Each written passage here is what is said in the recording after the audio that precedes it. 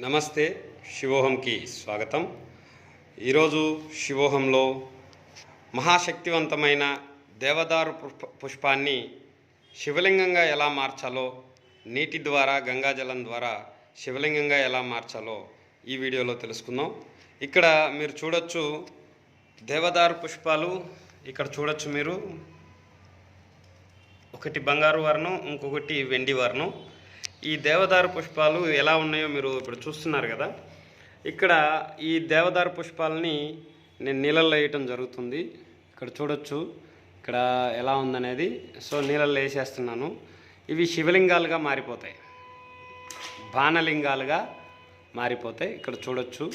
ఇప్పుడు నేను నీళ్ళల్లో వేసేసాను. అవన్నీ కూడా ఒక 10 నిమిషాలు 20 నిమిషాలకి ముడుచుకుపోవటం జరుగుతుంది. అంటే ఇక్కడ ఇది చూడొచ్చు మనం, ఇవి నీళ్లు పీల్చుకుంటున్నాయి.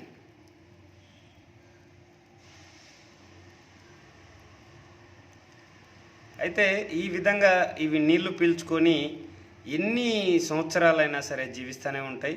వీటికి చావు అనేది ఉండదు. అదేలాగా ఈ దేవదారు పుష్పానికి ఉండే ఈ తలల్ని, అంటే విత్తన తలాలు, ఈ విత్తనాలు ఉంటాయి ఈ తలల మీద. ఈ తలల్ని సహస్ర శీర్షాక్షిని అని చెప్పేసి ఒక పేరుతో పిలవటం జరుగుతుంది. ఇది ఈ విత్తనం వచ్చేసరికి అతి పవిత్రమైన ప్రదేశాల్లో మాత్రమే మొలకెత్తుతుంది. నార్మల్గా ఏ ప్లేస్లో పడితే ఆ ప్లేస్లో మొలకలు రావు.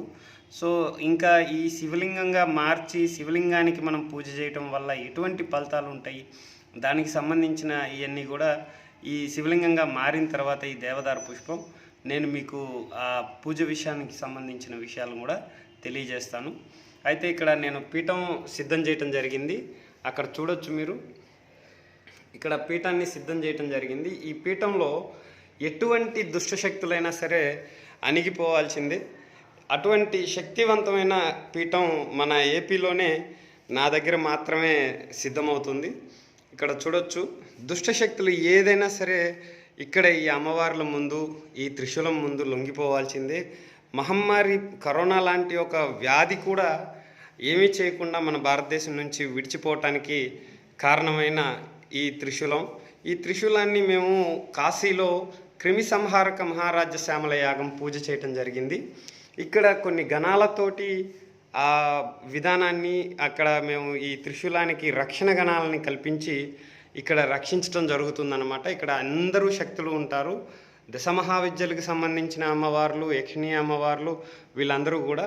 నిన్న పౌర్ణమి అవటంతో నేను అక్కడికి వెళ్ళి సముద్ర తీరాన, అంటే భూమి అంచున ఈ అమ్మవార్లని కానీ ఈ శక్తి రక్షణ గణాలని కానీ ఆశించడం జరుగుతుంది. వాళ్ళు మాకు అనుగ్రహించిన శక్తితో ఇక్కడ మేము ఈ విధంగా ఉన్న సమస్యలన్నిటికీ, అంటే ప్రజలకున్న అన్ని సమస్యలకి పరిష్కారాన్ని, అదేలాగా వాళ్ళకున్న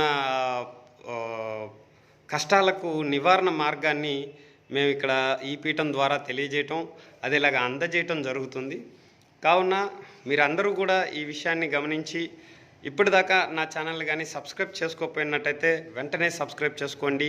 పక్కనే గంట సింబల్ ఉంటుంది. ఆ గంట సింబల్ కానీ మీరు యాక్టివేట్ చేసుకున్నట్టయితే గుళ్ళో గంట కొడితే ఎంత పుణ్యమో అంతే పుణ్యం. దాంతోపాటు మీకు మీ సమస్యకి పరిష్కారాలు కూడా లభిస్తాయి. కాబట్టి సబ్స్క్రైబ్ చేసుకోండి. నమస్తే.